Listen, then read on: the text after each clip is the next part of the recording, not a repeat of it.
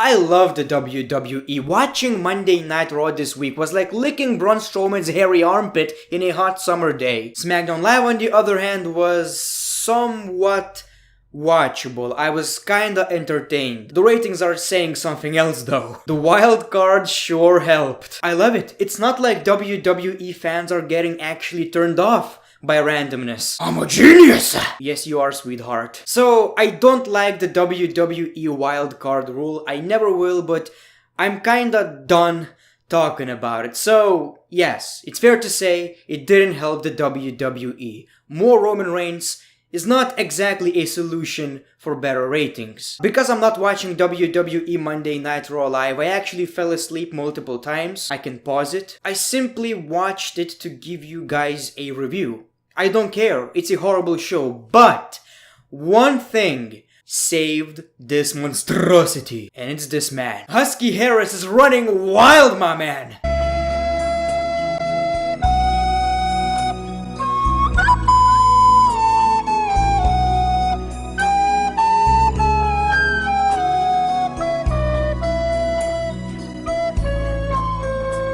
Welcome to another episode of Greatness Embarrassment of Raw and SmackDown, and let's talk about Raw. The wildcard rule sure didn't help. Like I've said before, Roman Reigns was on Monday Night Raw again. We got amazing wildcard interferences like Apollo Crews on Monday Night Raw, and that is very special because Apollo Crews was drafted to SmackDown Live. He didn't have a single match on SmackDown, but he made his return to Raw. This is a game changer, truly a game changer. The show opened with Roman Reigns as a guest on Miz TV. The Miz was acting like a bit of a douchebag, but Roman Reigns said that I don't want to talk to this Miz ever again. And it's funny because the Miz said that we never seen each other eye to eye. Well, I don't think so. I think that you have seen each other eye to eye. As a matter of fact, you got punched right into the eye. Roman Reigns said that he wants the new Miz. You know, he wants the Miz that helped him on Monday Night Raw.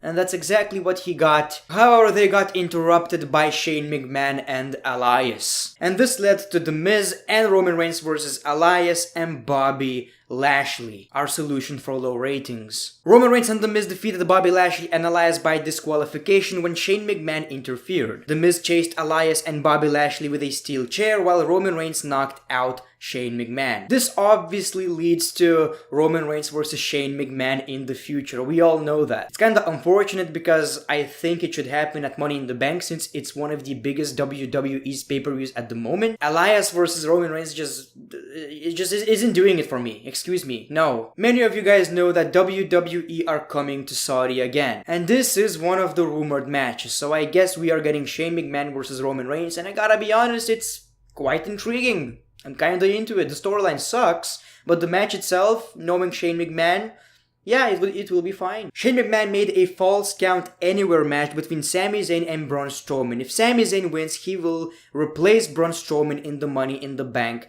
ladder match. Sami Zayn was not necessarily acting like a heel. He acted like a brave dude who is actually not even afraid of Braun Strowman. I don't know why he had this amount of confidence, but I guess it's a positive, you know. I don't like heels acting like pussies all the time.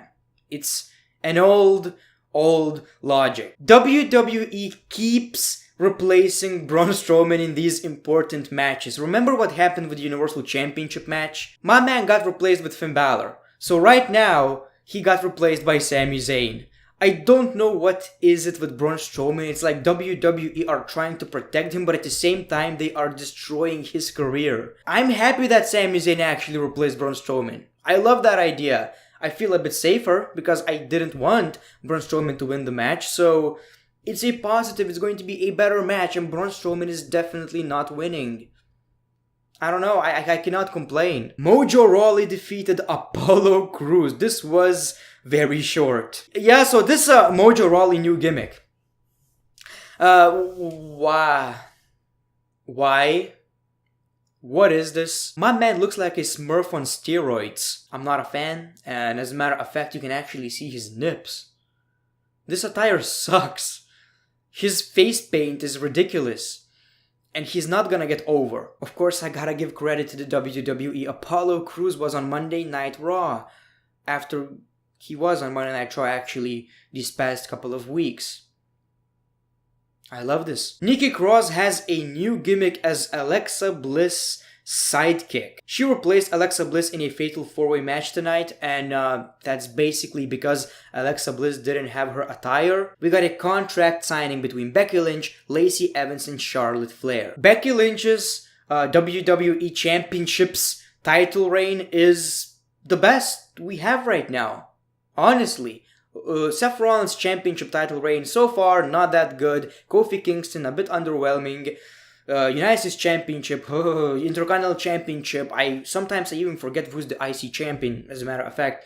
So I gotta be honest, Becky Lynch's WWE Championship title reign is somewhat good. She's acting like a real babyface champion. You know, she's not afraid to defend both of the titles.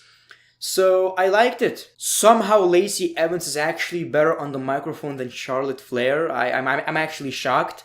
And this ended with a nice shot of both twins holding the championship. So is this the future that we are going to see at Money in the Bank? I don't know. I don't want to give you my predictions because that is another video that I will probably give you today or tomorrow. And by the way, both of them actually put Becky Lynch through the table. Baron Corbin defeated Ricochet with End of Days. I don't like this, people. We all like Ricochet. None of us really like Baron Corbin that much. You can say he improved a lot. You can say that he's amazing on the microphone, in the ring. He's a great heel. I don't care. I'm just not into him. Whenever I see Baron Corbin, I just think of bad ratings. So Ricochet lost again. I'm kind of worried that he's gonna be one of these guys who's here to make other people look good. And I'm pretty sure that is exactly what we are getting at the moment. So that's unfortunate, but yeah, enjoy some Baron Corbin, people. Cesaro said that Rey Mysterio's son is actually Samoa Joe's son. That was nice. Nikki Cross defeated Natalya, Naomi, and Dana Brooke. She then helped Alexa Bliss to get the briefcase. Oh boy, none of us want to see that. Another Alexa Bliss Women's Championship title reign. Please no. Rey Mysterio defeated Cesaro in which was easily the best match of the night. These two need a match at the pay-per-view for the United States Championship. Cesaro even tried to do a 619 on Rey Mysterio, and the only negative is Cesaro still looks like a part of a tag team. Okay, so let's talk about Bray Wyatt. This easily saved this show. I don't think it necessarily saved this show, but it was the only positive. I loved it.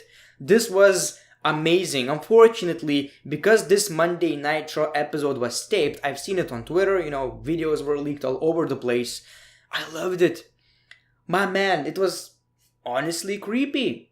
It was really creepy, and I love the look, I love the attire, I love everything about this character so far. Hopefully Bray Wyatt is actually going to use both characters, one time he appears as this nice, positive, creepy guy. Other times, he appears as this monster. The guy who actually made a mask told a great story about how Bray Wyatt loves the idea, and he pretty much said that we just saved our career and we changed wrestling. It's a pretty cool Twitter post. You can find it on Twitter somewhere. This is amazing. I love the Freddy Krueger inspired tights. Hopefully WWE are not gonna ruin this. People are loving this gimmick. So the only thing you need to do right now is make sure that this time Bray Wyatt actually wins these matches.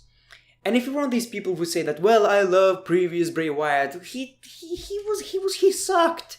He was good in some areas, but at the end of the day, he was talking nonsense. Make sure not to ruin this guy. And of course, we got a Falls Count Anywhere match between Sami Zayn and Braun Strowman, in which Sami Zayn won the match with the help of Baron Corbin and Drew McIntyre. Zayn will now take Strowman's place in the Money in the Bank ladder match. What an underwhelming ending to Monday Night Raw. Not necessarily special when you have Sami Zayn versus Braun Strowman.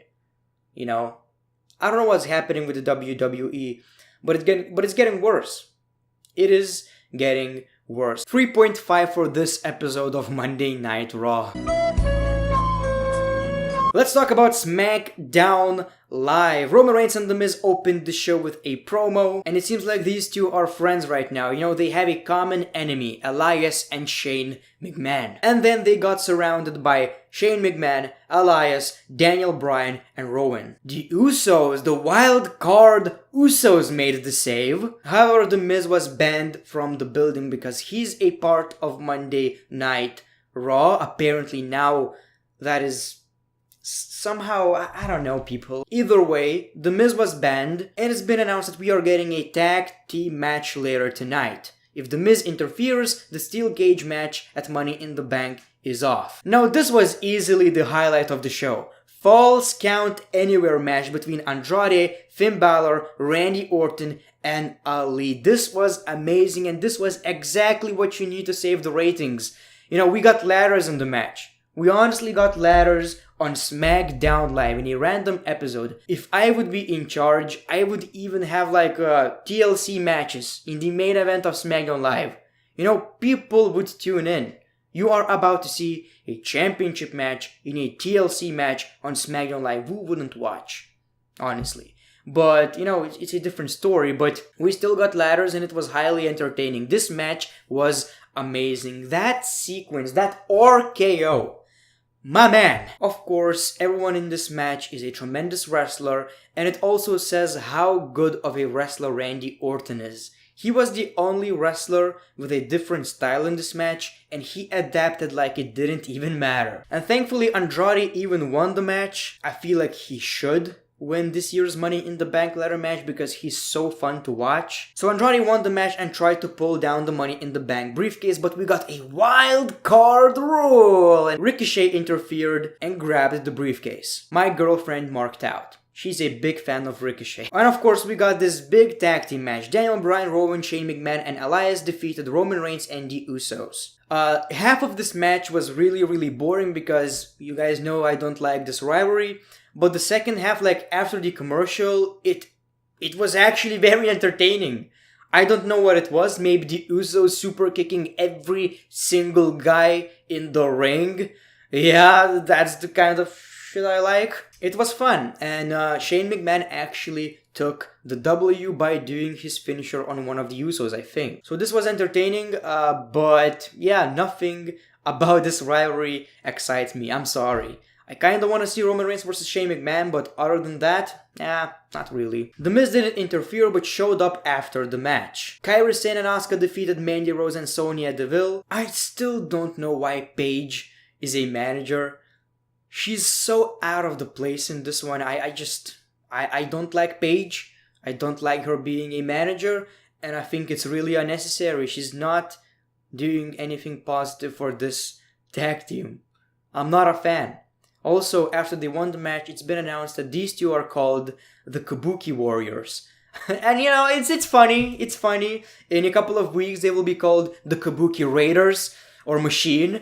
It's funny. It's a bit cringy, I guess. But at the end of the day, I don't think that it's actually that bad. Paige said on Twitter that it was actually Asuka's and Kairi's idea. They wanted to be the Kabuki Girls, but now they are called the Kabuki Warriors. I think it's even better, and I don't know why people are so mad about it. You know, it's not like the name was changed.